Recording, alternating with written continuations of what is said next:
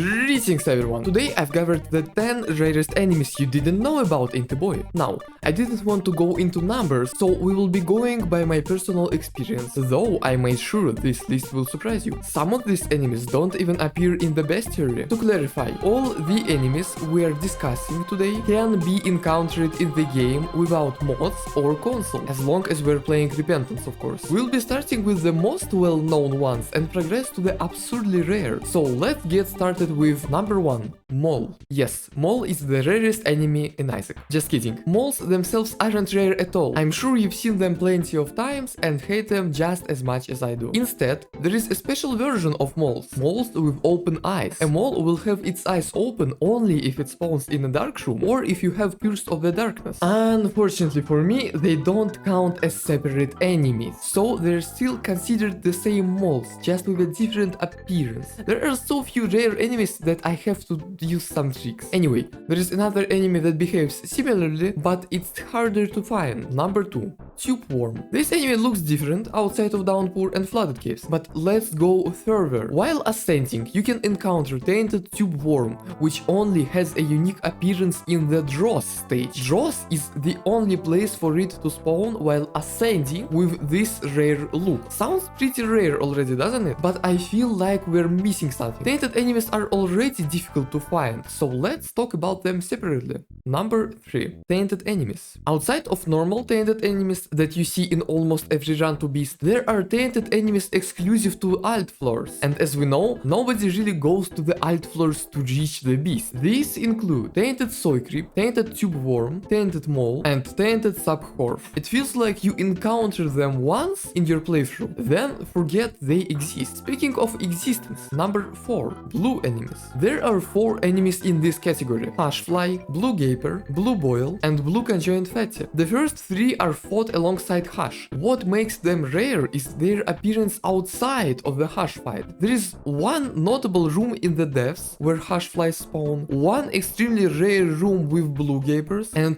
2 rooms in the chest where Blue Conjoined Fatties can appear. But now for the interesting part. On the Hash floor, using the red key, you can access blue-red rooms. There are a total of 24 blue rooms, 18 of which are normal, and the other 6 are white rooms for blue key layouts. So, the red key or blue key trinket lets you peek at these special blue monsters, making them a bit less special. Wait, less special? Alright, now we're getting to the really rare enemies. Number 5, Eternal Fly Bomb. We're talking about something truly unique. I'm pretty sure you're seeing this enemy for the first time, because the Eternal Fly Bomb appears only in one boss fight, the Horny Boys. Who thought that name was a good idea? During this fight, they summon a boom fly surrounded by 3 Eternal Fly Bombs, which are immune until the holder is killed first. The enemy appears only once in the game, and most of the time, you will kill the boss so quickly that you won't even give it a chance to spawn. But how about number 6, Cross Stony? You may wonder, what is this creature? But yes, it exists. Cross Stonies spawn exclusively in Challenge 32, April's Fool, as replacements for regular Stoneys. First of all, they are really dangerous, and secondly, I am glad they are Challenge exclusive, though it would be cool to die to them in Basement 1. It's funny how you can pass this challenge and never even encounter them, but the devs know better, of course. I also considered including Stone Eyes, since they are not that common, but I think they only deserve a mention. Now, let's see how we can make any enemy incredibly rare to find. 7 and 8, Rarest Champion versions. Brown and Rainbow Champions are the rarest to encounter. The Brown Champion leaves a trail of poop as it walks, adding some chaosity, and the Rainbow Champion has all the effects of normal champions combined. According to the wiki, it's unknown how often they appear, but a guy on Reddit said they are 10 times less likely to spawn than uncommon champions, and uncommon champions are 10 times less likely than common ones. You get the idea. But you can increase your chances of seeing champions by using effects that add a percentage to champion appearance. The champion champion belt with golden purple heart and mom's box in hands makes all monsters champions. But keep in mind, not all enemies have champion versions, so they can't all become champions. But you know who is the true champion? Number 9, Henry. This creature from the thumbnail exists in Tboi. The room where Henry spawns has a weight of 0.01, if that information means anything to you. He appears,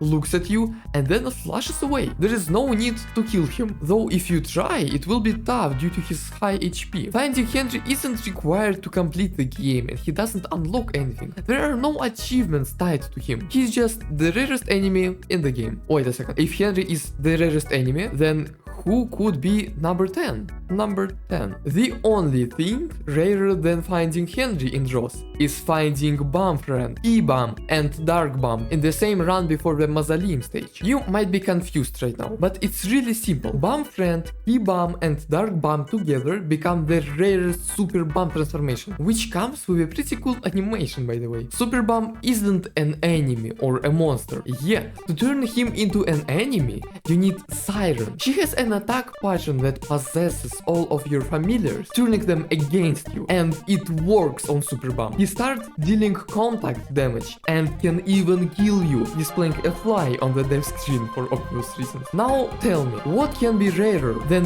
you leaving a comment under this video, joining our Discord server, and checking out my empty second channel for streams along with Twitch. Thanks for watching and see you next time.